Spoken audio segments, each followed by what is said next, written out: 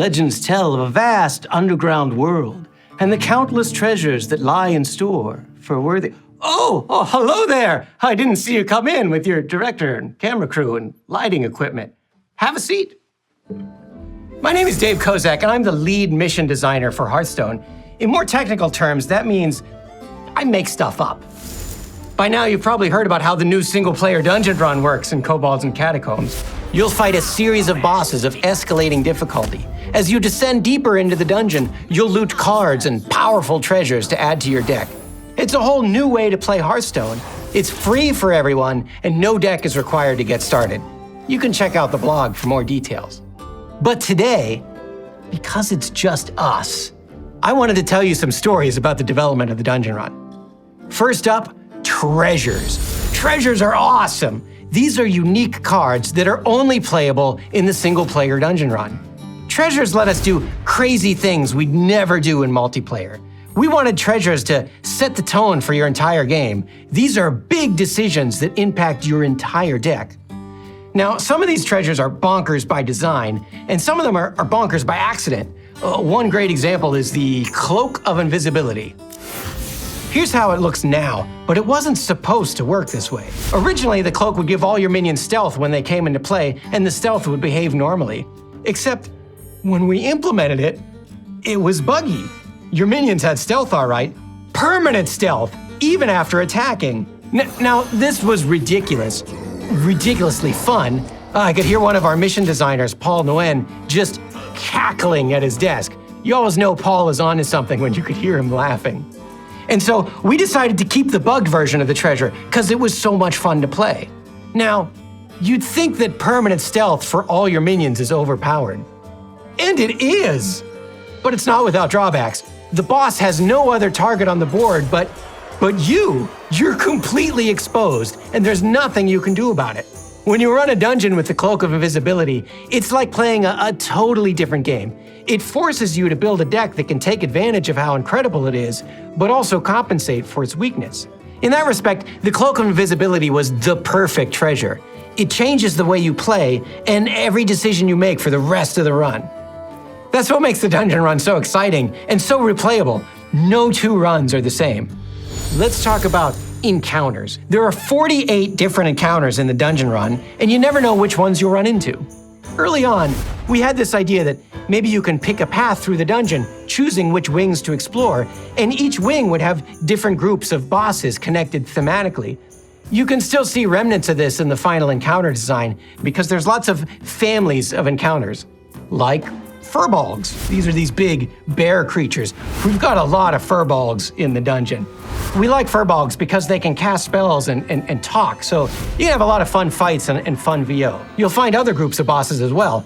You know, we've got a few trogs, we've got some murlocs, but let's talk about this group, trolls.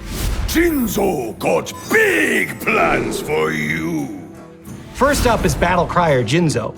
His hero power passively doubles all the battle cries in the game. So if you have a deck that can take advantage of this, you're in great shape, but either way, you have to deal with his strategy. His troll neighbor is Spirit Speaker Azun. I speak to the dead. It's all right. It's all right.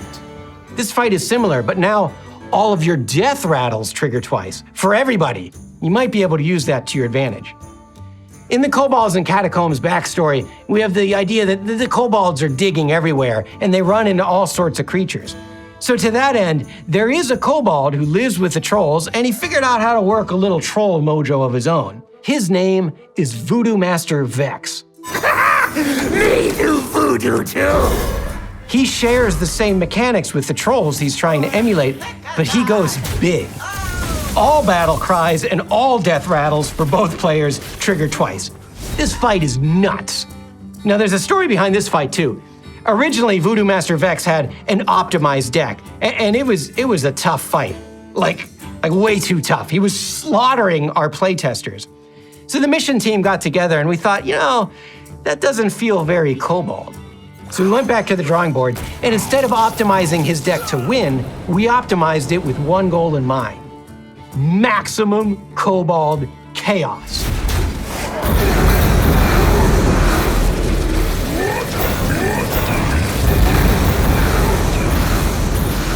Well, now the fight feels like a fight against a voodoo kobold. I mean, it's still hard, but in addition, it's just silly. It's just silly fun. Silly fun is a pretty good way to describe the kobolds in general. And that brings me to the big cheese, the head rat, the becandled king of the kobolds, King Togwaggle. Who is daring to come for kobold treasures? Sword swinger? Sparkle flinger? King Togwaggle acts as your host for the dungeon run, and he's got some strong opinions. He'll offer you helpful advice. Invisible, this cloak. I keep losing it. It's invisible. He'll tell you useful strategies for the different bosses. Beware the mother gloop, the gloop from which all other gloop is glopped. The Kobold King is one of the 5 final bosses in the dungeon, where he's got a unique game plan befitting his regalness and koboldry. I'll let you discover that fight on your own if you can make it to the bottom of the dungeon. So far, I've only shown you cards you'll find only in the dungeon run, but what about collectible cards? I didn't want this video to end without showing you something that you can put in your own deck. Ladies and gentlemen, King Togwaggle. The greedy Kobold King wants to get a hold of your opponent's deck, so he just takes it. When you play this card, you'll swap decks with your opponent. If they want it back, they'll have to buy it back, which costs a king's ransom, or about 5 mana. Here's what it looks like in-game. We be taking this now. It's kobold way. This card completely dunks your opponent's deck. Actually, for that matter, it dunks your own deck as well. It's a real deck dunker.